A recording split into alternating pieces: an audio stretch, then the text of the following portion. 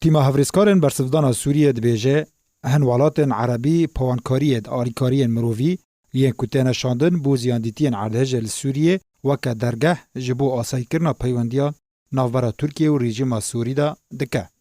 تیما برسفدانا سوریه ده داخویانیه که در راگهان گوالات آلمانیا، نرویج، سوید، ارمینیا و بهتر جه 28 ولاتن دن آلیکاریان دشینن ده بناون آلیکاریین مرووی دا بو زیاندیتین عرضه لدورن بن کنترول رژیم سوری دا ناو وان ولاتان دا ایران گود وگو هستنا آلاوین لشکری ده بن ناو آلیکاری مرووی بو زیان دیتین عرضه بردوامه او سربار کرد که بهتر جه ده 123 بالافر گهشتن بالافرخانه حلب، شام، لازقیه و جالی رژیم سوریه و هاتنا کنترول کرن و پشترا بو عمباران هاتنا وگو هستن دا کل بازارن خجهی ورنا فروشتن.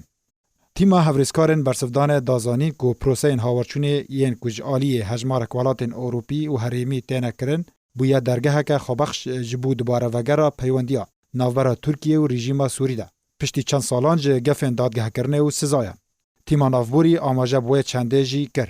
کوریخستن جواکا خجهی بهتری 10 روزان بانگ لجواکا ناف دولتی کر بو درباسونا آلیکاری مرووی و آلاوین گران جبو رزگار کرنا سویلان ده بن کاولان دا لنافچین باکر روژاوی سوریه لبانگاوان بی سود بو او تو آلی بهاوا روان و نهاد.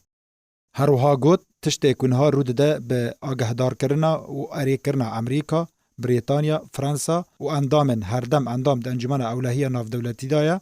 هروها اولات یک جه صدمن در دسریا گل سوریه ده هیام سالن در باس بویده لگل روسیه و چینه ده دستکاری ده بریارن انجمن اولهی دربار دوسه مروویا سوری ده. تیما هفرسکارن برسفدانا سوریه ده داخیانی خدا گوت سپاندن امریکا جه سزا سر رژیم اسد و بویا لدجی گل سوریه نک لدجی رژیم اسد. جه دما رودان عرضه لسوریه و ترکیه روژا 6 سبات جماره اک مزن جه سروک و سرکدین ولاتن عربی پیوندی به بشار الاسد سروک رژیم سوری را کرن و بهتر جه 223 بالافرین آلیکاریان بو بالافرخانه شام، لازقیه و حلب هاتن شاندن. که اف کارست بود در فتک جه سروک رژیم سوری را درباره پیشوا برنا پروسه آسایی کرنا پیوندیان نوبر رژیم سوری و هجمارک ولاتن عربی دا تاوی کب آوایی کی هیدی به.